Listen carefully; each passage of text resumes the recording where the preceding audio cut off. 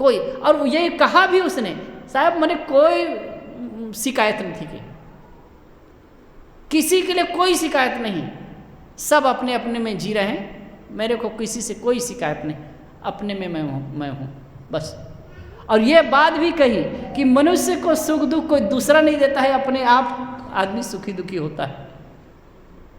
ये कल्पना बात में एकदम भाई मैं सुन कर कितना था। और मेरे ख्याल से वो माता जी 70 के आसपास की होगी, बहुत प्रसन्न,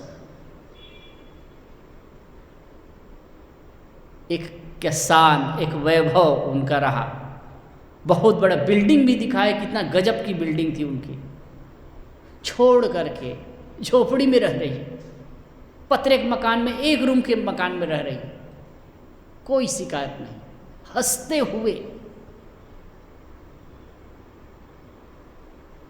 मुझे लगा कि एक संत से वो कम नहीं है। हम किस लिए शिकायत करते हैं, किस लिए उलझते हैं? यही स्वामित्वपन को लेकर के, मैं हूं मेरा है। इसलिए कहते हैं छाड़व पति छाड़व लबराई, ये जो स्वामित्वपन है उसको छोड़ो, और लबरी मानी, झूठी वाणी बोलते हो ना, उसको छोड़ो। मेरा कुछ है, ऐसा है वैसा है, मैं ऐसा ये किया वो किया, सब लबरी वाणी। आज से करीब 20 साल पहले की बात होगी, चौरी चौरा क्षेत्र है, चौरी चौरा कांड आप लोग सुने होंगे, चौरी चौरा एक्सप्रेस भी चलता है, तो वहीं पर एक जगह चौरी चौरा के पास में ही बिल्कुल कार्यक्रम था। एक आश्रम है, पुराना आश्रम है, कबीर आश्रम, गुरुदेव जी थे तब की बात। गुरुदेव जी वगैरह सब सत्संग में गए थे, हम लोग शाम के भंडारी थे तो वहीं रुके थे। और जब सत्संग में बैठे थे, हम लोग भोजन बना रहे थे, तो वहाँ के जो महंत साहब थे, करीब 80 के ऊपर के थे, और लाठी टेक करके चलते थे। बूढ़े लोगों के पास में कोई जल्दी बैठना नहीं चाहता, उनकी बात सुनना नहीं चाहता, वैसे उनको आवश्यकता होती कि कोई उनके पास में बैठे, और होना भी चाहिए। उनको सांत्वना की आवश्यकता होती है, प्रेम से उनकी बात सुन ले और प्रेम से उनके से बातें करे, उनके सुख दुख को सुन ले। घर परिवार में भी हम आपके बूढ़े माता पिता हो ना, तो कुछ नहीं तो थोड़ा समय आपके उनके पास में बैठ जाइए, उसी से उनको कुछ नहीं चाहिए, उसी से उनको संतोष हो जाएगा। तो वो जो महात्मा थे, मैं बैठा तो अपनी बात करने लगे कि साहब, जब मैं यंग था ना, जवान था ना, तो कहे आधा लीटर घी पी जाता था, अब पचा लेता था, 5-5 लीटर दूध पी जाता था, और 5 जवान अगर सामने आए ना, तो ऐसे मैं लाठी भांजता था, चलाता था कि 5 भी मेरे सामने कुछ नहीं ठहर सकते। इतना भाव से बताया, मैं सुनता रहा, बड़ा भाव से वो खुश होकर के बताने लगे। कम बहुत अच्छी बात। फिर सुनते भर सुना, फिर मैं कहा अंतिम में थोड़ा साधुकड़ी भाषा में, कहे साहब बस सब झूठ होएगा, सब झूठ है, झूठ हो गया, और वर्तमान में तो झूठ ही है साहब। अब आप हाथ लाठी टेक करके जो चल रहे हैं ना, यही सत्य है। क्या हुआ जाने दीजिए, यही तो होता है, वो झूठी बात हो गई नहीं।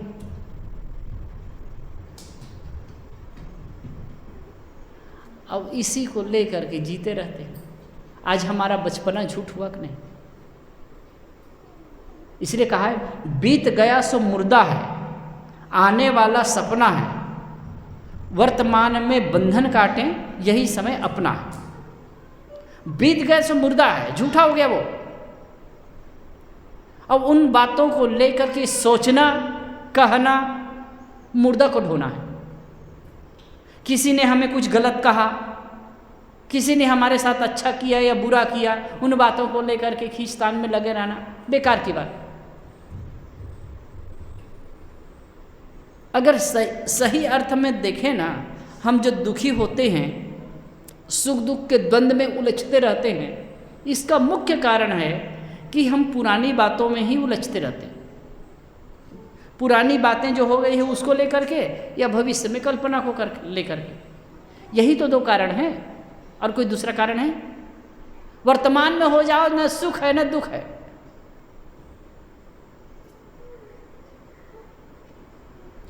किसी ने मुझे गाली दी, किसी ने मेरा अपमान किया, किसी ने मेरा तिरस्कार किया, कोई राग बात नहीं मानता है। वर्तमान में उसका क्या मतलब है, क्या औचित्य है?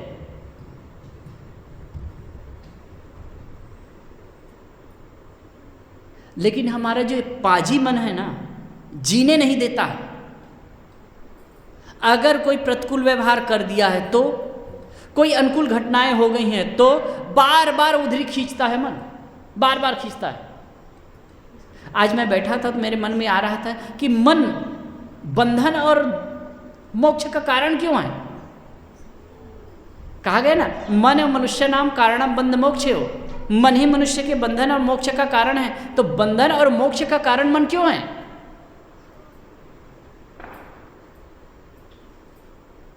क्यों है? जो आसक्ति है, राग है और द्वेष है, ये जो संस्कार है ना, ये इसी का बंडल ही तो दुख का कारण है, यही बंधन का कारण है। अब जब उससे निष्प्रिय हो गए, उससे सहज हो गए, मुक्ति है। मुक्ति और बंधन कोई भारी भरकम चीज नहीं है, मैं बता दूं। मैं जहां तक समझता हूं इस चीज को, कोई भारी भरकम शब्द नहीं है। मुक्ति भारी भरकम चीज नहीं है, लेकिन हमारे मन की जो आसक्ति प्रबलता है, इसीलिए कठिन लगता है।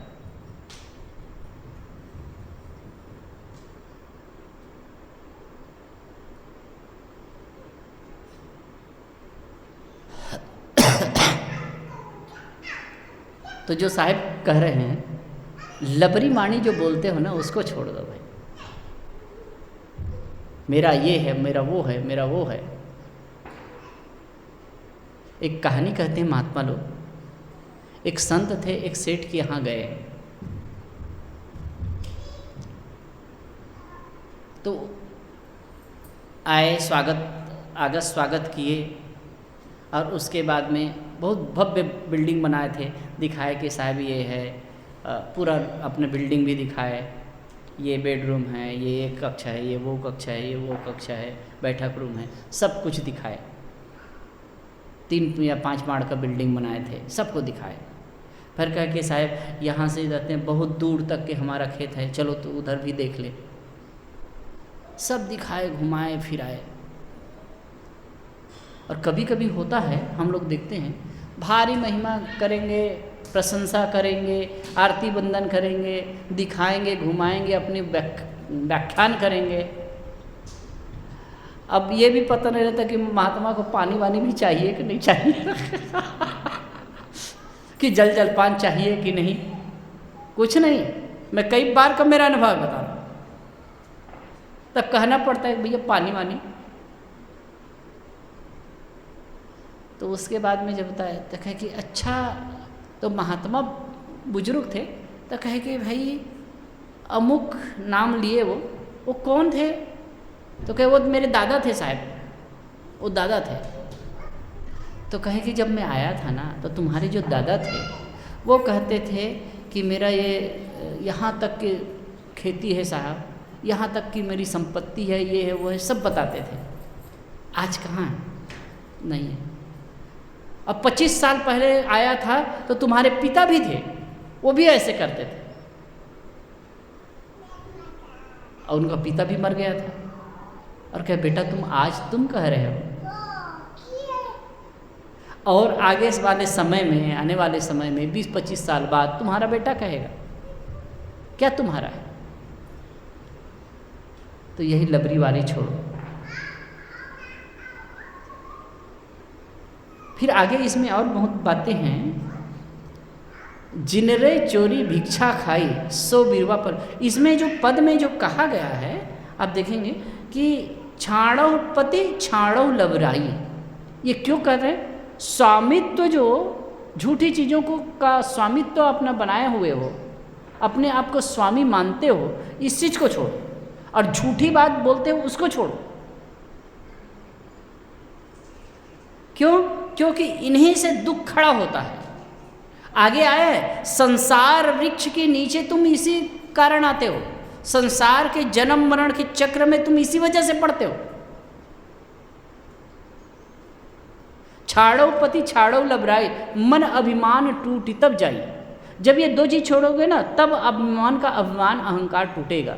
लबरी मानी जो बोलते हो उसको, झूठी वाणी बोलते हो, अहंकार पूर्ण जो वाणी बोलते हो उसको, और जो स्वामित्व है, स्वामित्वपन है आपके अंदर, उसको जब छोड़ोगे तो अहंकार टूटेगा। फिर कहते हैं जिनरे चोरी भिक्षा खाई सो विरवस पलवामन जाए। ये संसार वृक्ष को कौन हरा करता है?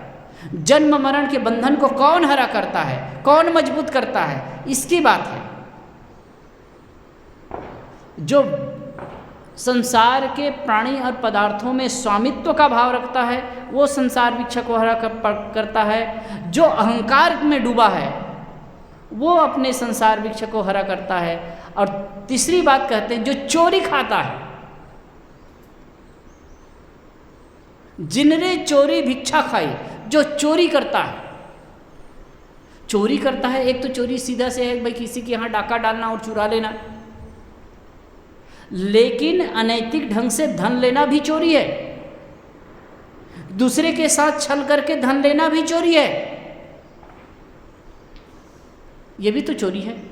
यदि आप काम पर जाने वाले हैं, जो नौकरी करते हैं और कहीं भी कोई भी आपका कार्य क्षेत्र है, वहाँ आप समय पर नहीं जाते हैं, वहाँ काम चोरी करते हैं, वह भी तो चोरी है। और चोरी करते हैं, ऐसी आपके मनसा है तो कहते हैं संसार वृक्ष को आप हरा कर रहे हैं। अब भिक्षा खाई, भिक्षा खाने वालों को भी कहते हैं अगर भिक्षा खाते हैं तो वह भी संसार वृक्ष को हरा करते हैं। मांग के खाना, अब साधु महात्मा तो काम करते नहीं हैं। एक संस्मरण बताऊं, एक हैं सूरत के ही तुलसी भाई, बहुत दिनों से आए नहीं हैं, हीरे के व्यापारी हैं। ऐसे बैठे, कहे साहब आप साधु लोग भी तो बैठे बैठे खाते हैं। कहाँ से अचानक उनके मन में आया कि साधु लोग भी बैठे बैठे खाते हैं, कहाँ मेहनत करते हैं? जब खुद परिश्रम नहीं करते हैं तो खाने का अधिकार नहीं है। बात सही भी लगती है। तब मैं कहा अगर साधु को खाने का अधिकार नहीं है ना, तो आपको भी खाने का अधिकार नहीं है। चुप हो गए। मैं कहा आप उत्पादन करते हैं, डायरेक्ट खेती काम करते हैं, अन्न उत्पन्न करते हैं? तो कह नहीं, आप डायमंड का काम कर रहे हैं ना, अन्न उत्पन्न तो नहीं करते हैं, डायरेक्ट प्रोडक्शन तो नहीं कर रहे हैं आप खेती बाड़ी से। और दूसरी बात, वो खाते थे मावा और बीड़ी भी पीते थे, और वो खुद बताए थे 5,000 रुपये महीने का मुझे चाहिए, और 2 दिन तक के यहाँ रखा, संकल्प लेवाया और वो छूट गया। तब मैं कहा अच्छा ये बताइए, आप वर्षों से खाते थे, अब ये छूट गया है, अगर उसी में कुछ अगर अंश हमको दे दिए, हम मांगते नहीं हैं लेकिन दे दिए, तो क्या मुक्त का हो गया? तो समझदार था साहब, समझ गया। तो एक किसान है, वो प्रोडक्शन करता है, वो खेती में उत्पादन करता है, वो तो ठीक है, वो तो करता ही है। लेकिन और भी जो काम करते हैं अपने अपने क्षेत्र में, धंधा व्यवसाय करते हैं, वह भी काम कर रहे हैं। ठीक इसी प्रकार से संत महात्मा जो हैं, वो जो धार्मिक अगर सही रूप से रहते हैं और समाज को सत्शिक्षा देते हैं, तो उनका भी अधिकार है उसमें से लेने का। अभी के बाद बताओ, मैं हड़िया क्षेत्र में गया था उत्तर प्रदेश में, तो कई लोग रहे, चर्चा होने लगी, तो कई बच्चे थे। जब मैं खान पान पर के सुधार पर बोला, तो कॉलेज के स्टूडेंट कहे साहब हम आपसे माला लेंगे। मैं कहा भाई माला वाला मैं नहीं लाया हूँ, संकल्प लो और ऐसे जियो।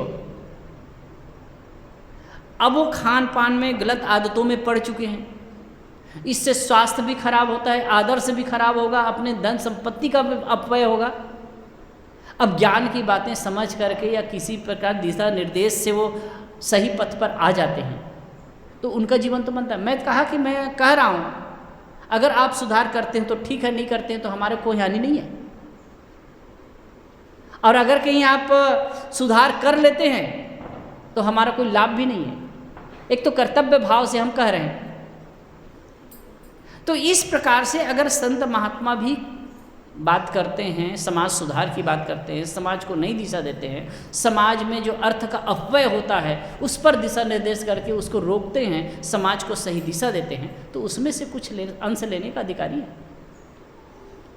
इसलिए वेद का एक मंत्र है ना, मोघ मन्नम विंदते अप्रचेता सत्यम ब्रवीमि वदिस्ततस्य नारिमणम पुष्यति नो सखायो केवलागो भवति केवलादि। मोघमन्नम विंदते अप्रचेता, बहुत सुंदर बात है ये वेद का, आज से हजारों साल पहले कहा गया है। मोघम अन्नम विंदते अप्रचेता, जो मुक्त का खाता है वो अप्रचेत है, असावधान है।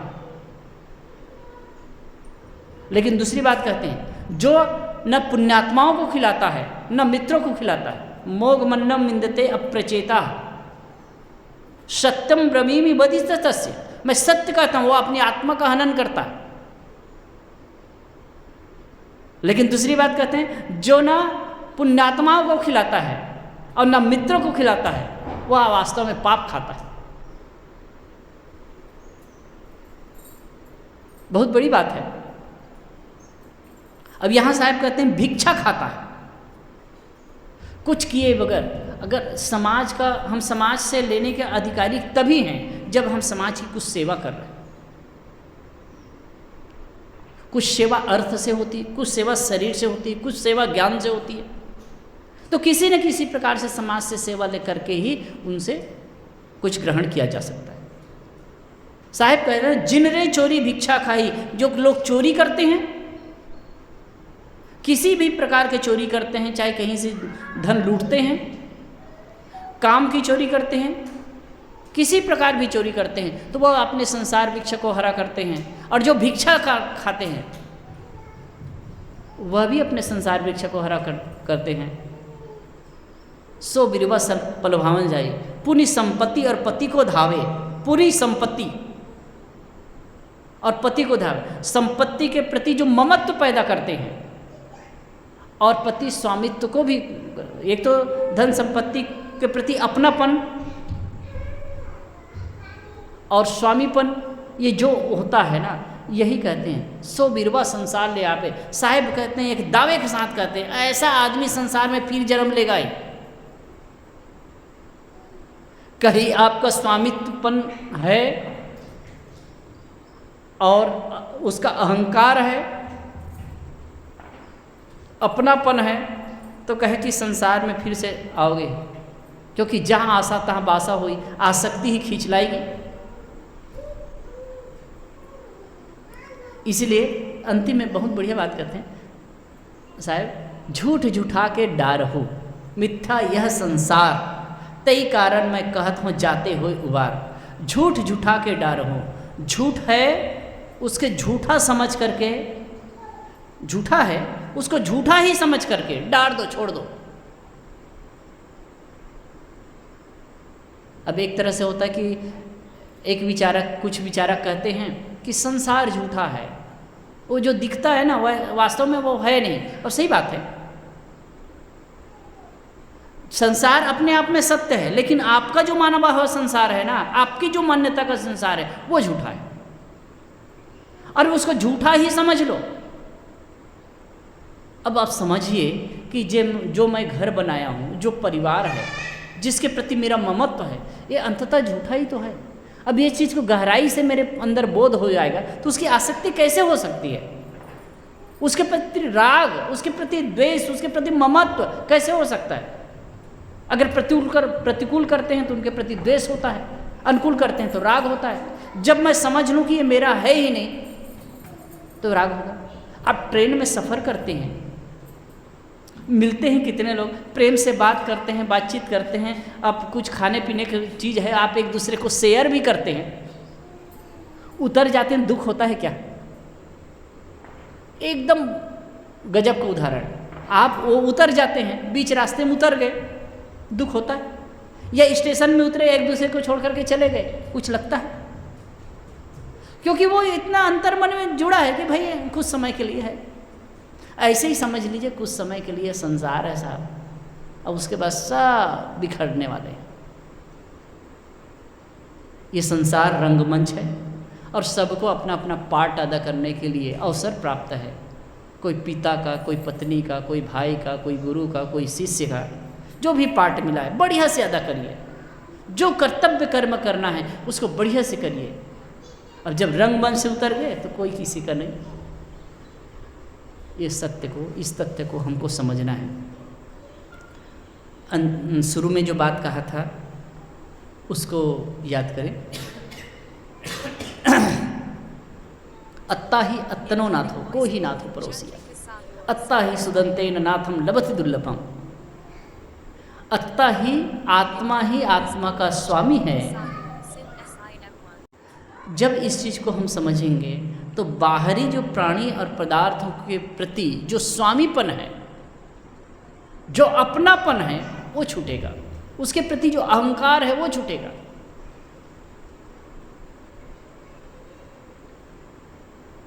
और कहते हैं जब वो छूटेगा ना, तभी अपने में संयम के गुण भी आएंगे, तभी हम अपने आप में आत्म संयमित हो सकते हैं। और महात्मा बुद्ध, भगवान बुद्ध कह रहे हैं, अत्ता ही अत्तनो नाथो को ही नाथो परोसिया, अत्ता ही सुदंतेन नाथम लभति दुर्लभम। तुम्हारा नाथ कोई दूसरा कौन हो सकता है? तुम अपने आप को सुदांत कर लो, अपने आप को संयमित कर लो, अपने आप में कंट्रोल में हो जाओ, तो कहे दुर्लभ नाथत्व को प्राप्त करोगे। कोई फिर तुम्हारे लगेगा नहीं कि कोई सुख दुख का कारण है कोई। आप अपने आप में संयमित और हो गए, आनंद कंद, सुख कंद, प्रसन्नता, सब कुछ आपके पास में हो जाएगा। इस तथ्य को समझना है और यही उपदेश संत गुरुजन समय समय से देते रहते हैं। अब यही